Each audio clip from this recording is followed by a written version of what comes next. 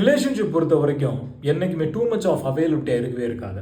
சட்டிலாகவே behave பண்ணு, அப்படின்னா தான் பவர் உன் கையில் இருக்கும். ரிலேஷன்ஷிப்பில் என்றைக்குமே பவரை உன் கையில் வச்சுக்க அப்படின்ட்டு நிறைய பேர் சொல்லி கேள்விப்பட்டிருக்கேன். அவங்க லைஃப்பில் இதை அப்படியே ஃபாலோ பண்ணிகிட்டு இருக்கிறதையும் நிறைய பார்க்குறேன். இன்றைக்கும் ரெகுலராக பார்த்துக்கிட்டே தான் இருக்கேன். பட் இருந்தாலும் உள்ளுக்குள்ளே ஒரு சின்ன நெருடல். என்ன இல்லையே, ஏதோ ஒரு இடத்துல தப்பாச்சே. ஒரு ரிலேஷன்ஷிப்பில் ஒரு பர்சனோட நம்ம இருக்கிறோம் அப்படிங்கும்போது ராவாக ரியலாக எமோஷன்ஸை காட்டணும் இல்லையா?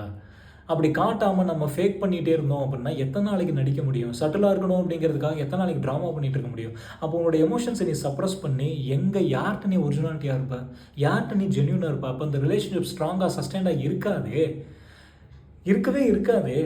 ரிலேஷன்ஷிப் இஸ் அபவுட் பவரா ஹாப்பினஸா அப்படின்னு பார்த்தோம் அப்படின்னா ஹாப்பினஸ் முக்கியம். Relationship is not about power, it's about happiness. அந்த ஹாப்பினஸ் முக்கியம், பீஸ் முக்கியம். அப்போ ரிலேஷன்ஷிப்பை நீ ப்ரையாரிட்டைஸ் பண்ணுற அப்படின்னா சாரி கேட்குறதுல தப்பு இல்லை, எஃபர்ட் எடுக்கிறதுல தப்பே கிடையாது, இறங்கி போகிறதுல தப்பே கிடையாது, டூ மச் ஆஃப் அவைலபிலிட்டியாக இருக்கிறதுல தப்பே கிடையாது. இது எல்லாமே நீ பண்ணித்தான் ஆகணும். Because you are prioritising the happiness and peace of the relationship. You are prioritising your own relationship.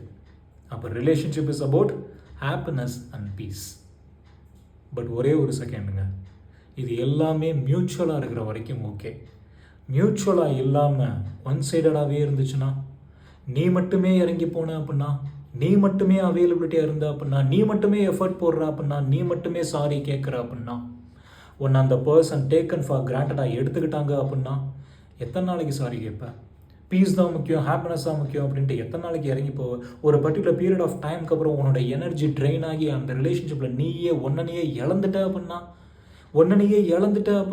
எந்த இடத்துல யார்கிட்ட எப்படி நீ ஜென்யூனாக இருக்க முடியும்? அந்த இடத்துல பீஸ் தான் முக்கியம் அப்படின்ட்டு இன்னும் இறங்கி போவியா?